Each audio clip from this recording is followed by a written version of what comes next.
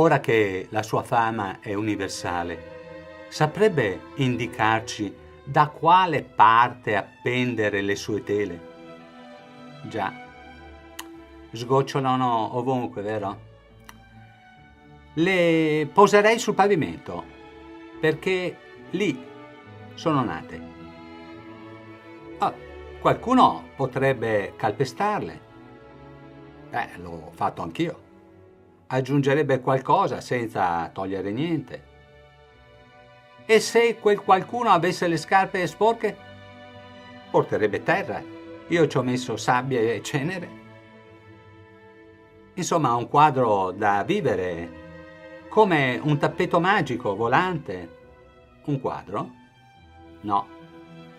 Un luogo in cui perdersi, come in un settembre qualsiasi.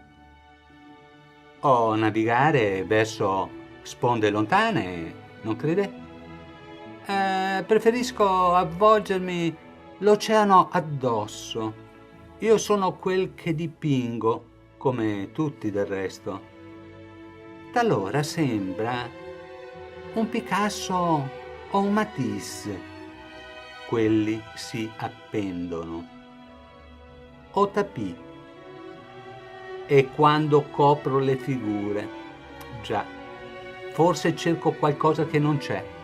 Quel che conta è quel che pensa il gallerista. Ne pagasse almeno $1000 al pezzo. Non c'è stato, ne cercavo uno. Un gran rompicapo, suppongo. Al quadro che vede ho dato nome il gran pensiero, ma il nome limita, io cerco l'infinito, così ho solo dato ai quadri, mi scusi, alle tele dei numeri. E anche delle misure, direi, altezza, lunghezza, per sapere dove appenderle, no? Ah, Venezia, città di riflessi liquidi, l'avrei appesi sulle altane. A proposito di liquidi, come le è venuto in mente la tecnica del dripping? Come accade nella vita, casualmente, ho visto girare un piatto forato con colori dentro, oppure, chissà, guardando un calendoscopio. È una tecnica un po' facile e veloce. Ha il ritmo del nostro tempo. Si esegue rapidamente, ma se uno si ferma e riflette, per 3 mesi ho guardato una tela bianca senza saper cosa cavarne. Perché? Perché? Forse perché era perfetta così, o perché lo era troppo e non sentivo niente dentro. Guardi questa, numero 14.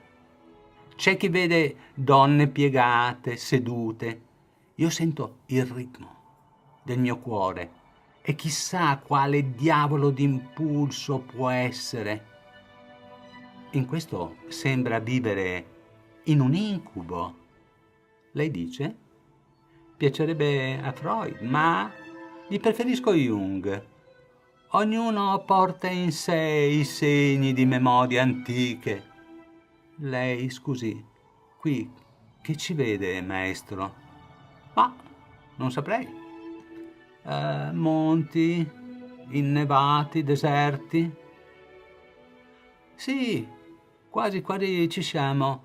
Vedo i grandi spazi d'America, magari visti dall'aereo. Ero in una giornata fortunata. Il quadro, scusi, la tela, è per lei come un sudario? Sì, bello. Ma dell'anima e delle memorie. Se dovesse concludere questa conversazione con una definizione di pittura, quale userebbe? La pittura è uno stato dell'essere. Ogni artista dipinge se stesso con la tecnica del suo tempo.